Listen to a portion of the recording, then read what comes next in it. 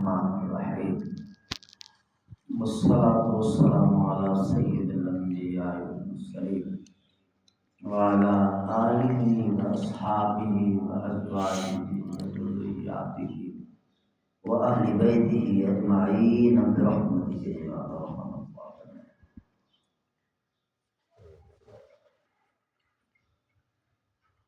ذی وقار دوستو، قابل صد احترام بزرگوں،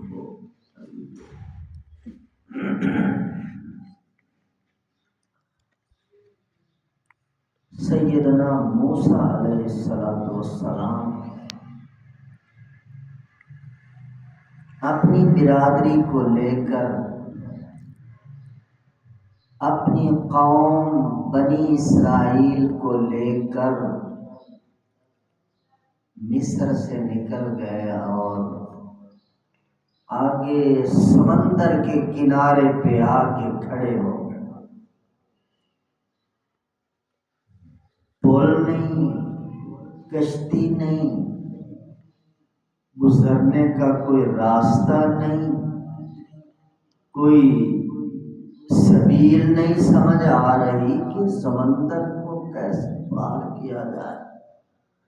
اور پیچھے فرعون اپنے پورے لشکر کے ساتھ، پوری طاقت کے ساتھ، خود سرپرستی کرتے ہوئے ان کو کچل دینے کے لیے وہ ان کے پیچھے پیچھے آ رہا ہے۔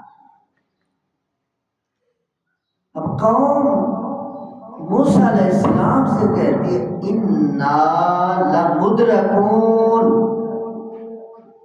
ہم پکڑے گئے، ہم جکڑے گئے، ہم مارے گئے، ہم قتل کیے گئے، کیونکہ فرعون نے ہمیں نہیں چھوڑنا۔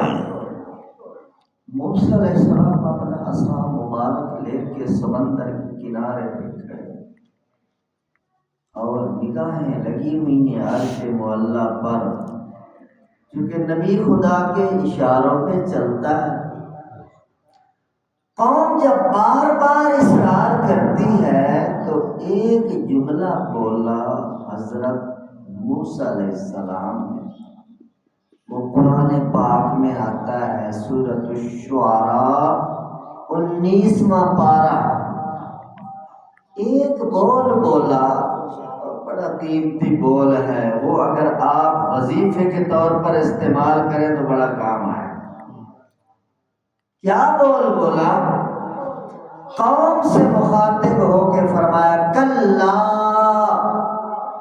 ان معی ربی سیہدین، کان کھول کے سن لو میری برادری، اے قوم بنی اسرائیل، توجہ سے، ہوش سے کان کھول کر میرا اعلان سن لو، میرا اللہ میرے ساتھ ہے، وہ ضرور میری رہنمائی فرمائے۔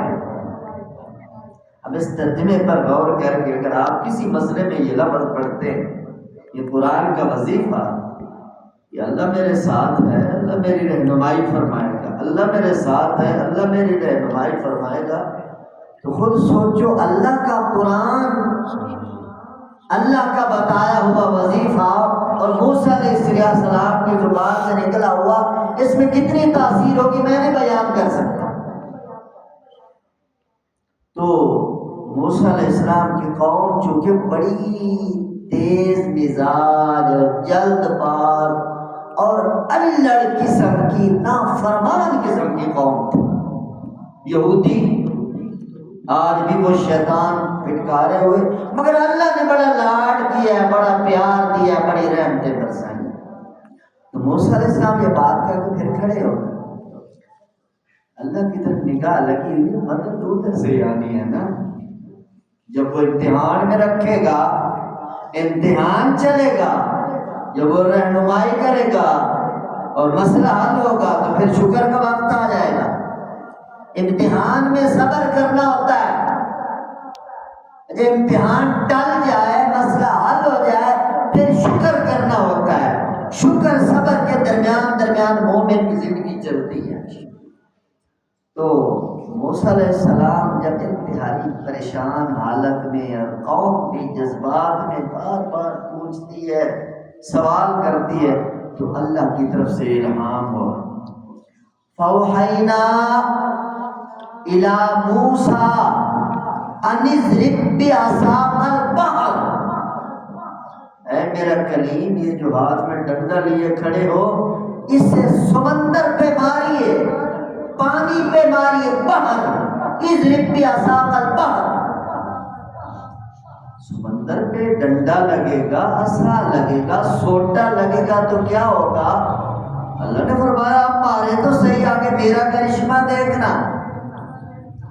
جب موسیٰ علیہ السلام نے وہ ڈنڈا مارا تو میرے محترم دوستو سیدھا راستہ بنا دریا کے اس کنارے سے لے کر اس کنارے تک مین روڈ بنا۔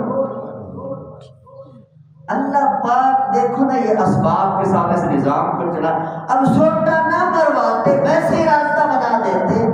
قادر تھے، قدیر تھے، کن فیکون کے مالک تھے، مگر یہ دنیا جو کہ دارالاسباب ہے، دارالاسباب کے ہوتے ہوئے اللہ محتاج نہیں، خدا کی قسم، اسباب کا محتاج نہیں، ہم محتاج ہیں، بس ہم نے پکارنا ہے اس کو۔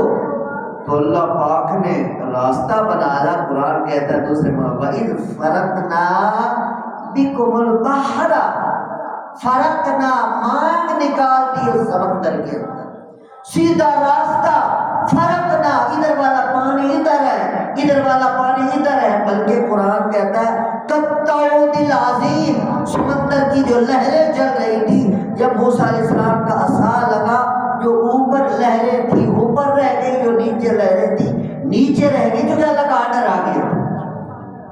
اب قوم بنی اسرائیل وہاں سے گزر رہی اور 12 راستے اللہ نے بنائے تھے اور وہ گزر بھی رہے اور ساتھ انجوائے کرتے ہوئے جا رہے ہیں، پانی سے ایک دوسرے کو دیکھتے جا رہے ہیں۔ کیا بات ہے یار، سمندر نے راستہ دے دیا، انجوائے کرتے ہوئے گپ شپ لگاتے ہوئے بڑے آرام کے ساتھ اگلے کنارے پہ۔ اب جب وہ اگلے کنارے پہ پہنچے تو فرعونی یہاں گئے، انہوں نے دیکھا راستے بنے پڑے ہیں، اور ان کو یہاں بھی سمجھ نہ آئی کہ جن لوگوں کو سمندر نے راستہ دے دیا ہے وہ کوئی معمولی لوگ نہیں ہیں، مگر جب مت ماری جاتی ہے تو پھر بندے کو بات سمجھ نہیں آتی، پھر دماغ الٹا چلتا ہے، شعور الٹ ہو جاتا ہے۔ اب واضح بات تھی کہ سمندر نے بھلا کبھی راستہ دیا؟ تو جن لوگوں کو سمندر نے راستہ دیا ہے وہ خاص بندے ہیں، اللہ کی خاص مدد۔ یہ بات انہوں نے نہیں سوچی، بلکہ کیا سوچا؟ کہا کہ انہی راہوں سے گزرو اور مارو ان کو۔ وہ راستے تو بنی اسرائیل کے لیے تھے، موسیٰ علیہ السلام کے لیے تھے، ان کے لیے تو تھے ہی نہیں۔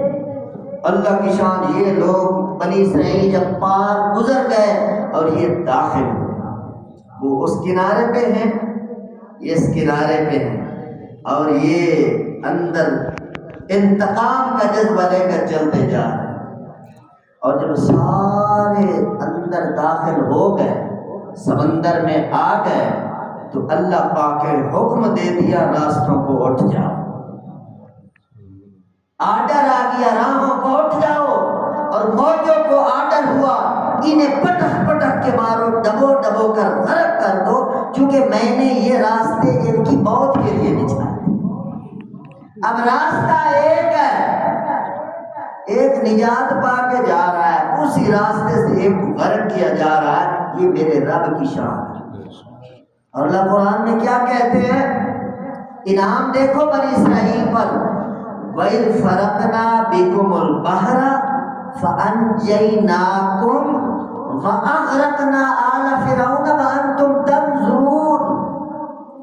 پہلا پارہ سورۃ البقرہ، اللہ فرماتے ہیں ہم نے تمہیں بچا کر اگلے کنارے پہ پہنچایا اور ان کو تمہارے سامنے غرق کیا، وَأَنْتُمْ تَنظُرُونَ، تم آنکھوں سے ان کے ڈوبنے کا نظارہ دیکھ رہے تھے۔ جب دشمن آنکھوں کے سامنے ذلیل ہو تو بندے کو خوشی آتی ہے، جس نے ساری زندگی تنگ کیا ہو، ذلیل کیا ہو، جینا حرام کر دیا ہو، اس کے سامنے جب اسے سزا ملتی ہے تو کلیجہ ٹھنڈا ہوتا ہے۔ اللہ نے اس قوم کے ساتھ اتنا انعام فرمایا کہ ان کو دکھایا آنکھوں کے سامنے، فرعون سمیت سارے جابر قاہر ڈوب گئے، اتنے بڑے اللہ نے انعام فرمائے۔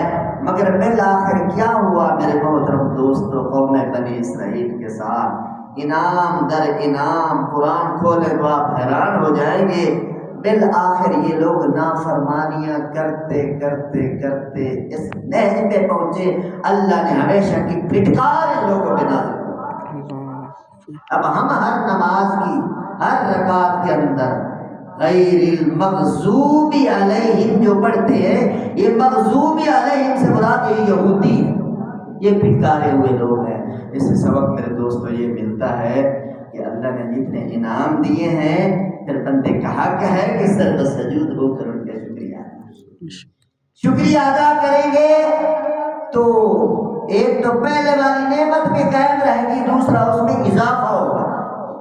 ناشکری کریں گے تو پہلی نعمت کی چھن جانے کا اندیشہ ہے اور دوسری نعمتوں کا راستہ بھی بند ہو جائے گا۔ اللہ عبرتناک واقعات سے ہمیں سبق حاصل کرنے کی توفیق نصیب فرمائے۔ الحمدللہ رب العالمین والصلاۃ والسلام علی سیدنا الانبیاء والمرسلین۔